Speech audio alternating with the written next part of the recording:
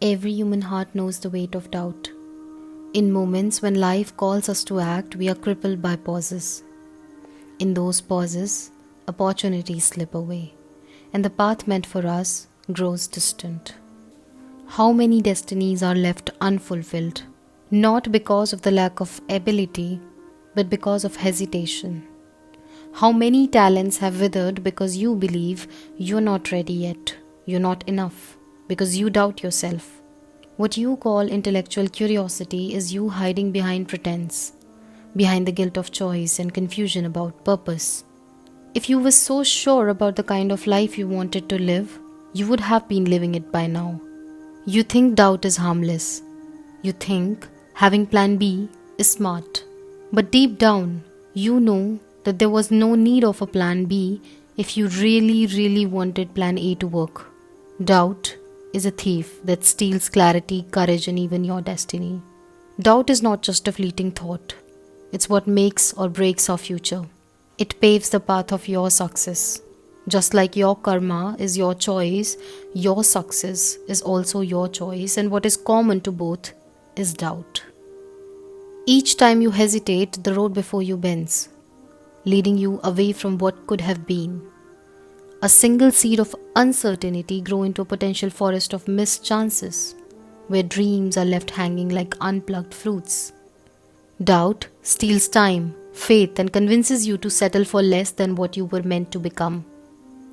Confidence, even when fake, opens doors. Doubt, even slight, closes them.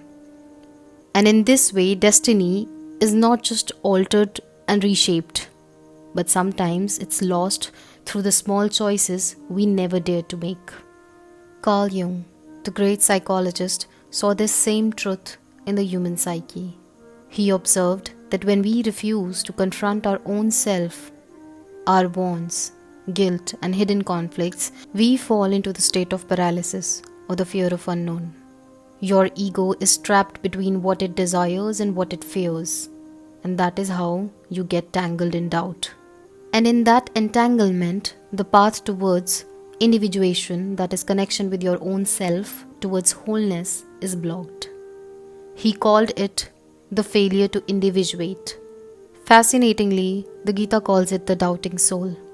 In Bhagwadgeeta chapter 4 verse 40 it is mentioned, Agyascha chadya dhanascha sanshayatma venashyati nayam lokosti na paro na sukham sanshayatmanaha. Which means, the ignorant, the faithless, and the doubting soul perishes. For one who doubts, there is neither this world nor the next, nor happiness. Krishna teaches Arjuna about the dangers of doubt, that is sanshaya, and he explains the three obstacles. The one who is agya, the ignorant, who does not seek true knowledge. Ashradyadhan, that is faithless, who may know but lacks trust and sincerity in practice. Sanshayatma, the one who is full of doubt, who questions everything but never surrenders to the truth. People think that to believe in God and spirituality and things beyond the visible requires a lot of faith, but that's not the only thing you need faith for. When you go to a restaurant and place an order for food, you trust that the restaurant will not mix poison into your food. But if you are filled with doubts and insist on testing every dish with chemicals before eating, how will you ever eat or even finish your meal? In the same way, when a man goes to a barber for shave, he sits calmly when he moves a sharp razor across his throat. But if the man had suspected that the barber might harm him, he won't be sitting there. This means that you believe in another human. You believe in some sort of goodness in people. But you do not believe in yourself, in your own capabilities. Such people cannot progress spiritually or materially. They fail in action because doubt makes them indecisive, and they fail in devotion because they cannot surrender fully. And therefore, doubt has the potential to influence an unaccepting mind and soul. When you are not in agreement with what you are, what you want, why you want, you create doubt. And not just that, you try to rationalize that doubt also.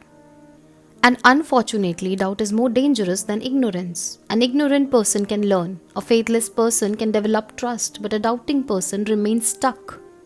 Now Jung came up with one of the most compelling concepts of all time, which he called as the shadow self, the dark side.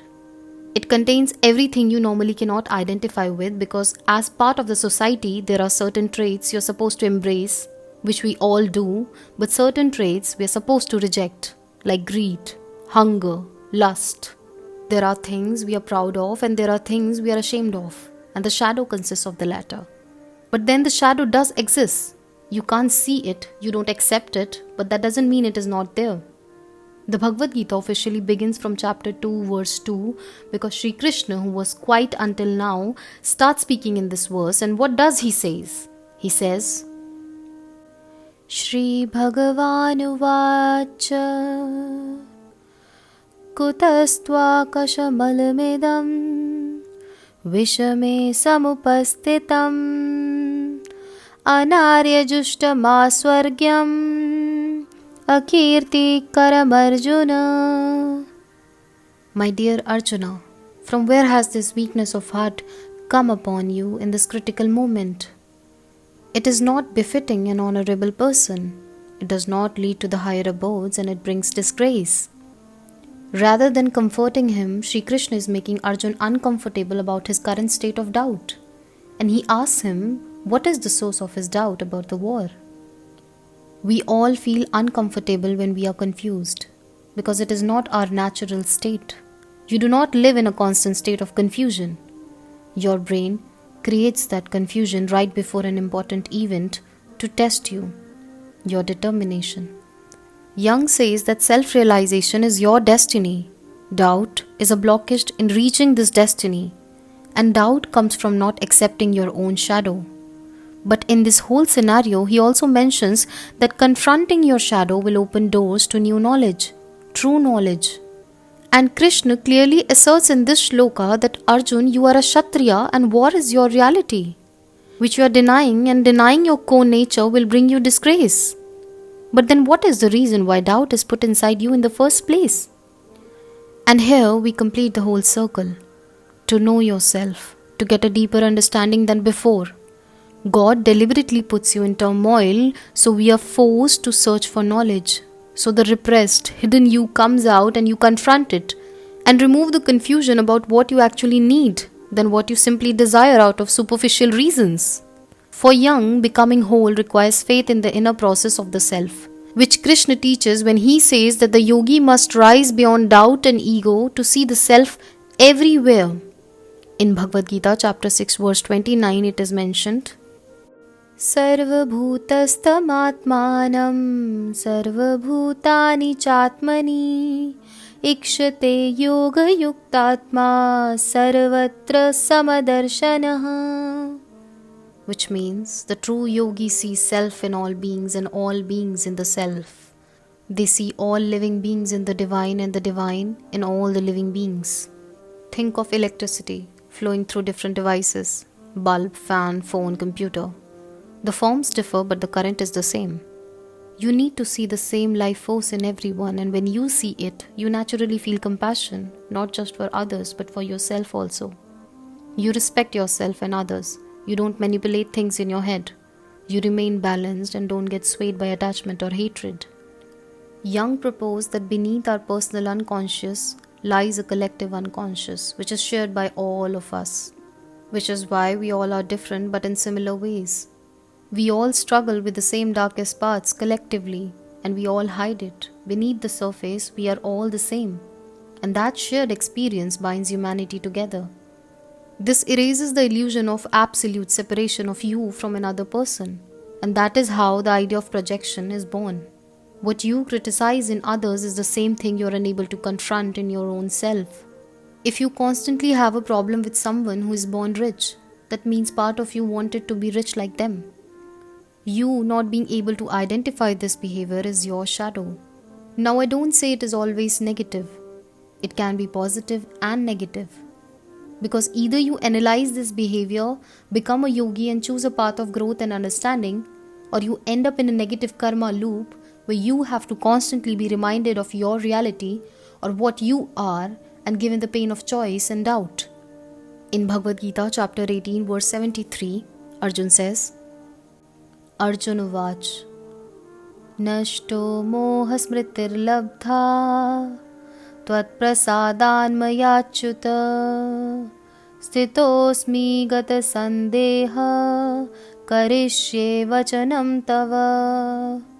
Arjun said, O Achyut, Krishna, my delusion is destroyed. Memory is restored by your grace. I stand firm and free from doubt. I will act according to your word. Arjun begins in despair, paralyzed by doubt in chapter 1. But through conversing, teaching and inner confrontation, his delusion that is moha and doubt is lifted. His memory that is smriti is restored, which means he remembers his dharma, his deeper self and purpose, because of the conversation with Krishna. And this whole conversation is way similar to what Jung calls active imagination. Jung developed active imagination as a way to bridge the gap between the conscious mind and the unconscious, where one needs to deliberately connect with their thoughts and imaginations. The goal is not to control the narrative, but to observe, interact, and ultimately integrate the insights from the unconscious into the consciousness. Understanding triggers, causes of doubts, receiving guidance, and resolving inner conflicts are all part of it. Krishna in Gita becomes that inner guidance for Arjun and all of us. Jung could see that the soul is always longing for light, and he writes of the urge within the soul to rise out of darkness and doubt. He noted pent-up feelings in the eyes of primitive people and a certain sadness in the eyes of animals. He wrote, "There is sadness in animals' eyes, and we never know whether that sadness is bound up with the soul of the animal or is a sharp message which speaks out of the existence." Gita clearly outlines this sadness. It talks about Atma-gyan, Atma-tattva, the knowledge of self, that is you are a spirit soul who takes only your consciousness to the higher realm. You don't wish to be sad, but sadness is there. You don't want death, but death comes. You don't want diseases, but diseases comes. You don't want to be old, but it comes anyway. You don't want doubt to creep into your soul, but doubt comes anyway. But you always have the choice to create your own destiny, to come out of all of it with an understanding. Lord Krishna in chapter 7 verse 1 says, Shri Bhagavanuvacha Maya sakta manah partha Yogam yunjanmadashrayah Asanshayam samagram mam Yatha gyasyasi tachrinu. Now listen, O Arjun. With the mind attached exclusively to me and surrendering to me through the practice of Bhakti Yoga, you can know me completely, free from doubt, which gives you the solution. You can know everything under the protection of He who made you. He is the universe, and you can understand the workings of this universe without a doubt when you follow what He asks you to.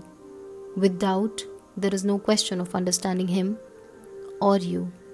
Hare Krishna, Krishna Krishna, Hare Hare, Hare Ram, Ram Ram, Hare Hare.